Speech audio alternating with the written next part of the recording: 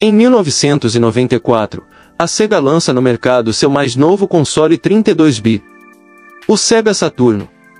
O intuito era claro, continuar o legado do Mega Drive.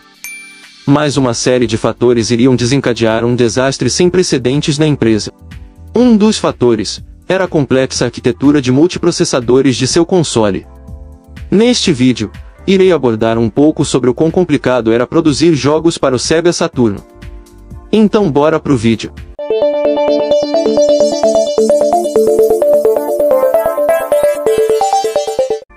Na época em que o Saturno foi lançado, geralmente era comum os consoles terem apenas um único processador central gerenciando o sistema.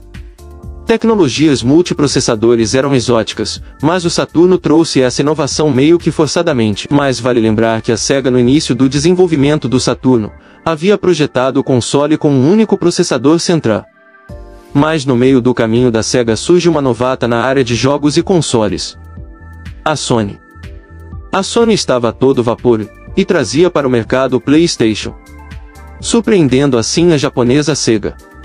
A resposta veio com a mudança do sistema inicial do Saturno para uma arquitetura de 2 processadores centrais em paralelo. Estes trabalhariam ainda em conjunto com outros processadores. O Saturno inicialmente seria um console dedicado a jogos de 2 dimensões, e seria o que havia de mais poderoso no mercado naquela época.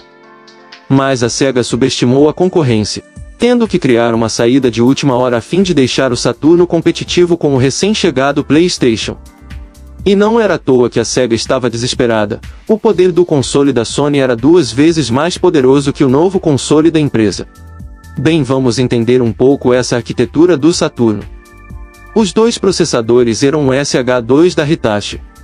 Estes trabalhavam em paralelo, e isto por si só já era um problema.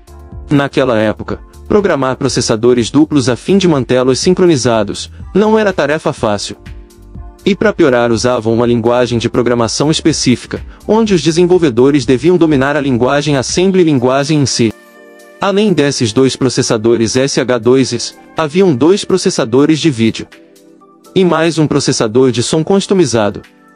Inclusive, este mesmo processador de som custom foi usado no console anterior da Sega. Manter todos esses processadores funcionando em sincronia, com certeza dava uma tremenda dor de cabeça aos programadores. Yu Suzuki, produtor de jogos para arcade e de outros grandes sucessos da Sega, disse que 1 em 100 programadores seriam capazes de distrair o poder máximo do console. A grande maioria só conseguia o poder de um processador e meio, deixando o real potencial do Saturno de lado. Para se ter ideia, o jogo Virtua Fighter precisou de um processador para cada personagem. Isso mesmo, cada lutador era gerenciado por um processador na luta. Daí você tira a complexidade que era produzir um jogo para o Saturno. Os programadores deveriam programar os processadores do console a fim de passarem as instruções adequadas para cada processador. Do contrário, algum processador seria simplesmente deixado de lado. Era tão complicado que alguns desenvolvedores acabavam utilizando apenas um processador central, não aproveitando assim o poder do Sega Saturno. Isso ocorreu em jogos como o Alien Trilogy, jogo desenvolvido pela Probe e publicado pela Clay. Hoje em dia os processadores possuem tecnologia multiprocessamento que podem ser programadas de maneira menos complexa, mas naquela época, essa tecnologia era exótica. Os processadores no Sega Saturno trabalhavam individualmente, por isso eram tão difíceis de manter todos eles trabalhando em sincronismo. Os processadores de vídeo, para se ter ideia, possuíam funções diferentes. Um era responsável por gerar os sprites do jogo e mapear as texturas e sombras. Já o segundo auxiliava o Sega Saturno no processamento de transparência de texturas, rotação de planos e rolagem. A Sega até tinha kit de desenvolvimento para os programadores, mas além de caros, não eram nada amigáveis. Muitas das empresas que desenvolviam jogos para a Sega acabaram por optar em migrar para o console da Sony, já que este oferecia um console com arquitetura bem mais simples e otimizada, sem contar que seus kits de desenvolvimento eram mais amigáveis. Mas apesar das dificuldades de criar jogos para o Sega Saturno, ainda assim foram desenvolvidos títulos dignos de aplausos. Foi o caso do Sonic R, Panzer Dragoon, Night into Dream e Virtua Fighter 2.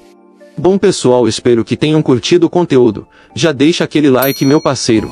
Sempre estarei postando vídeos como estes aqui no canal. Então não esquece de se inscrever para não perder nada que posto por aqui. Abraços.